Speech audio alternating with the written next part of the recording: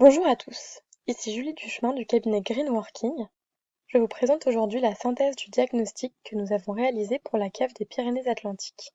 Tout d'abord, je vous présenterai notre méthodologie pour réaliser ce diagnostic. Puis, j'entrerai dans le détail de notre diagnostic concernant la stratégie, l'organisation, la culture, les modes de travail, les relations avec les allocataires, les relations avec les partenaires et enfin le projet d'entreprise. Je conclurai cette présentation avec les prochaines étapes et votre implication dans le cadre du projet d'entreprise.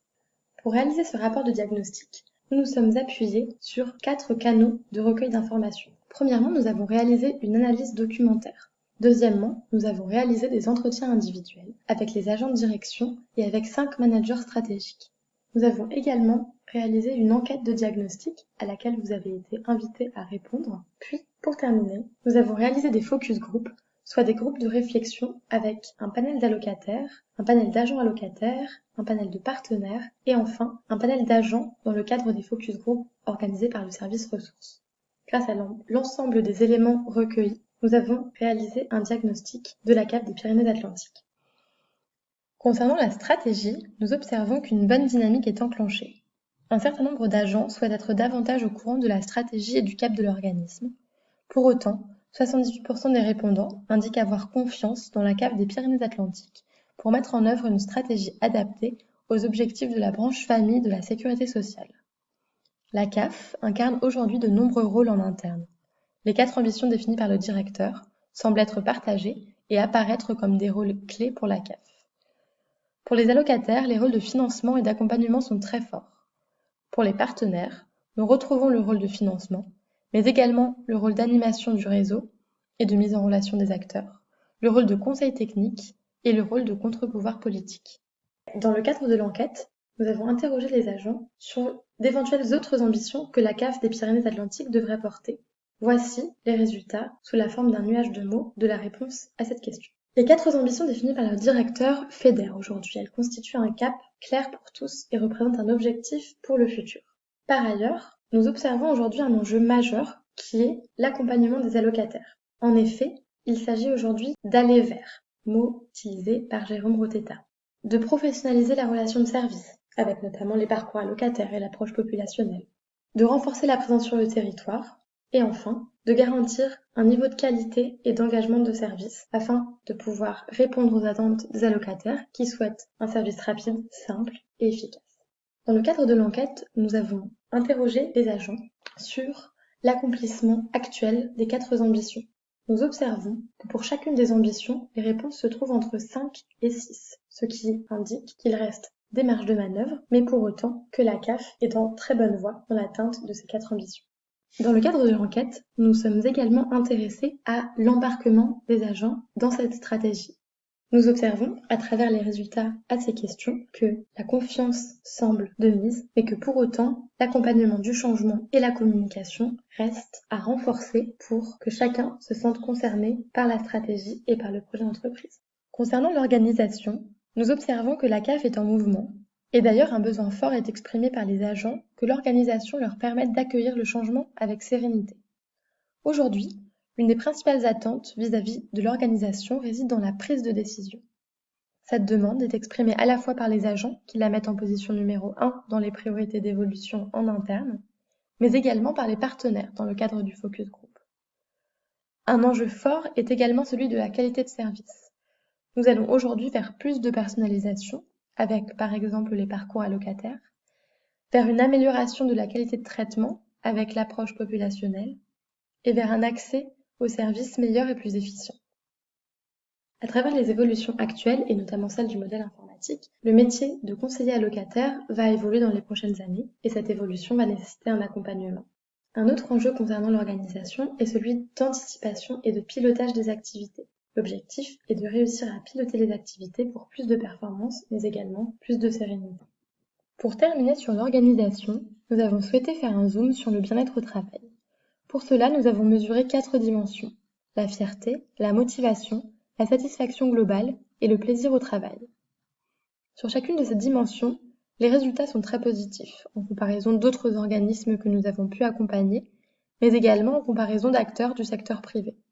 En effet, Le score de bien-être moyen dans notre benchmark, GW France, s'élève à 6,21. Cela est particulièrement visible sur la fierté. En effet, à la question « Je suis fier de mon travail », le score obtenu est de 6,9 sur 10. Dans le cadre de notre diagnostic, nous nous sommes également intéressés à la culture de l'organisme. Nous observons quelques écarts culturels. D'une part, entre les métiers. La perception du rôle de la CAF et donc de la posture et des comportements attendus peut varier d'un métier à l'autre. D'autre part, entre le passé et le futur. En effet, les allocataires et les partenaires perçoivent que la CAF perd, dans une certaine mesure, ses valeurs humaines au profit d'une culture de la rentabilité. Néanmoins, au-delà des écarts culturels, nous observons la création progressive d'un socle commun, culturel. Les valeurs qui sont plébiscitées par les agents dans le cadre de l'enquête sont les suivantes. En première position, la considération, puis la bienveillance, et enfin, la confiance et l'équité ressortent comme des valeurs plébiscitées par les agents. Concernant les modes de travail, le constat clé que nous faisons est celui de la communication interne et externe qui est perçue comme un des points noirs du fonctionnement de la CAF des Pyrénées-Atlantiques. Ce constat est confirmé par l'enquête puisque les agents priorisent la communication dans les évolutions à faire en interne. Nous recueillons des verbatims tels que « la communication vient toujours en dernier roue du carrosse » ou encore « on sait faire mais on a du mal à se faire savoir ». Par ailleurs, le renforcement de la transversalité entre les différents services est perçu comme une des priorités pour les années à venir. En effet, plus de la moitié des agents estiment que l'organisation en place ne permet pas de travailler efficacement avec les interlocuteurs d'autres services. Ils positionnent d'ailleurs la coopération interservices dans le top 3 des priorités d'évolution en interne. Il est donc essentiel d'identifier davantage de synergies entre les services, mais également de travailler sur des projets communs et de renforcer la connaissance intermétier. Une transversalité intra-CAF et au sein de la sécurité sociale serait également intéressante à systématiser puisqu'elle passe aujourd'hui davantage par le réseau des uns et des autres. Pour terminer sur les modes de travail, voici dans l'ordre les priorités d'évolution en interne selon les agents. Par ailleurs, dans le cadre de la question ouverte, nous avons interrogé les agents sur les autres chantiers qui pourraient constituer des priorités d'évolution en interne et le nuage de mots en bas de l'écran affiche les quelques mots-clés qui sont ressortis. Dans le cadre de notre diagnostic, nous avons également interrogé les allocataires sur leur vision de la CAF, grâce à des focus groups, soit des groupes de réflexion organisés avec les allocataires. Ceux-ci semblent partager une vision mitigée de la CAF. En témoigne le verbatim suivant. La CAF, c'est comme une grande cathédrale, c'est assez lourd mais protecteur en même temps. Les allocataires ressentent une certaine dégradation de leur relation avec la CAF et un service qui n'est pas tout à fait au niveau de leurs attentes. Ce ressenti est d'ailleurs partagé par bon nombre d'agents qui estiment qu'il y a un besoin d'améliorer la relation avec les allocataires. Nous avons également interrogé les allocataires sur leur perception des différents canaux de communication et de leur efficacité. L'accueil semble être le point noir de la relation allocataire. Il pâtit en effet d'une image dégradée en raison de dysfonctionnements constatés par les allocataires. La plateforme téléphonique, elle, semble être peu utilisée en raison du temps d'attente, du coût et de réponses parfois incomplètes ou erronées.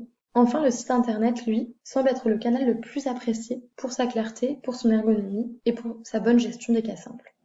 Les agents de la CAF semblent être bien conscients de ces retours mitigés sur les différents canaux de communication. Et d'ailleurs, ils souffrent eux aussi de cette situation et de cette relation qui n'est pas toujours apaisée avec les allocataires. Et ce, que ce soit concernant les échanges numériques, l'accueil physique ou les échanges téléphoniques. Globalement, les allocataires ont beaucoup apprécié cette démarche d'écoute de leurs besoins. Ils ont pu s'exprimer à propos de leur CAF pour remonter le rôle essentiel qu'elle joue pour eux, mais également les difficultés qu'ils y rencontrent, et surtout leurs besoins exprimés à l'occasion de ces groupes de réflexion. Dans le cadre de ces focus group, les allocataires ont même proposé quelques idées pour améliorer les services de la CAF. Nous avons également interrogé les partenaires dans le cadre de nos focus group. Ceux-ci ont une image très positive de la CAF des Pyrénées-Atlantiques, du fait de son rôle de financeur, mais aussi parce qu'ils entretiennent une relation privilégiée de partenariat, et ce depuis des années. Ils perçoivent d'ailleurs une vraie complémentarité entre leur vision opérationnelle des allocataires et les capacités d'action de la CAF. Les partenaires semblent conscients que la CAF a subi de nombreuses transformations ces dernières années et ils ont aujourd'hui besoin d'être rassurés sur la stabilisation et le retour à la normale de leur partenariat. Ils ont perçu récemment une certaine dégradation de leur relation avec la CAF, avec notamment la disparition d'un interlocuteur unique, une plus faible présence sur le territoire et enfin des dysfonctionnements dans l'utilisation de certains outils. Pour terminer sur notre diagnostic, voici la vision que nous avons recueillie sur le projet d'entreprise. Celui-ci semble répondre à de nombreux objectifs, convergents pour la plupart. Il s'agit de définir un cap long terme, décliner les ambitions en chantier opérationnel, articuler les projets en cours avec ces nouveaux chantiers, recréer la confiance au sein de la CAF 64, donner du sens au travail des agents et plus généralement à la mission de la CAF, créer et incarner une culture commune, et enfin valoriser les actions partenariales. Une certaine prise de conscience des limites des démarches participatives nous a été remontée. Cette prise de conscience représente pour autant une opportunité puisqu'elle pousse la CAF des Pyrénées-Atlantiques à aller plus loin, vers des démarches pas uniquement participatives, mais vraiment collaboratives et responsabilisantes, permettant ainsi à chacun de prendre part au projet d'entreprise.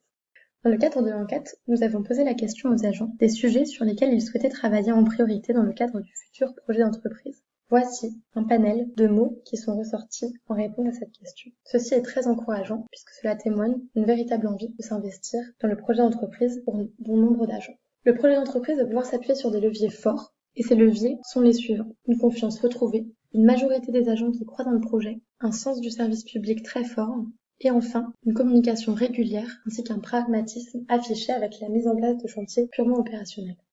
Pour terminer ce diagnostic, nous avons souhaité faire un zoom sur l'engagement des agents dans le cadre de leur travail et du projet d'entreprise. Nous notons un véritable sentiment d'appartenance à l'organisme, puisque 76% des agents estiment avoir ce sentiment d'appartenance à la CAF des Pyrénées-Atlantiques. Un engagement également très fort dans le cadre du travail, puisque 100% des agents estiment que bien faire leur travail est essentiel pour eux. Et enfin, un intérêt fort pour le travail également, puisque 63% des agents recommanderaient à leurs proches de travailler pour la CAF des Pyrénées-Atlantiques. Je vous ai présenté une synthèse du diagnostic que nous avons réalisé pour la CAF des Pyrénées-Atlantiques. Pour vous donner de la visibilité sur les prochaines étapes, je vous affiche ici le schéma de votre implication dans le projet d'entreprise. En janvier 2020, vous avez été informé du lancement du projet d'entreprise. Puis, vous avez eu l'occasion de répondre à l'enquête de diagnostic en ligne. Aujourd'hui, vous avez la possibilité de contribuer au projet d'entreprise en exprimant vos idées via la plateforme collaborative disponible sur l'outil Yammer. À la suite de cet appel à contribution, un retour sera fait sur les chantiers priorisés par la direction. Puis, vous pourrez déposer votre candidature pour vous investir concrètement dans le déploiement d'un chantier. Une fois dans un groupe chantier, vous participerez à des réunions opérationnelles pour mettre en œuvre ce chantier. Et enfin, un forum de lancement du projet d'entreprise sera organisé au sein de la CAF. Il vous permettra de mieux comprendre l'envergure du projet d'entreprise, de découvrir les autres chantiers et d'identifier des collaborations interchantiers. Nous vous donnons rendez-vous sur la plateforme collaborative disponible sur l'outil Yammer. 2 pages sont dédiées au projet d'entreprise, une page chantier opérationnel sur laquelle vous êtes invité à proposer des idées de chantier opérationnel répondant aux 4 ambitions, et une page identité visuelle sur laquelle vous avez la possibilité de proposer des slogans et logos pour le projet d'entreprise. Merci beaucoup pour votre écoute. Si vous avez la moindre question, n'hésitez pas à la faire remonter par le biais de votre manager et nous tâcherons d'y répondre. À très bientôt.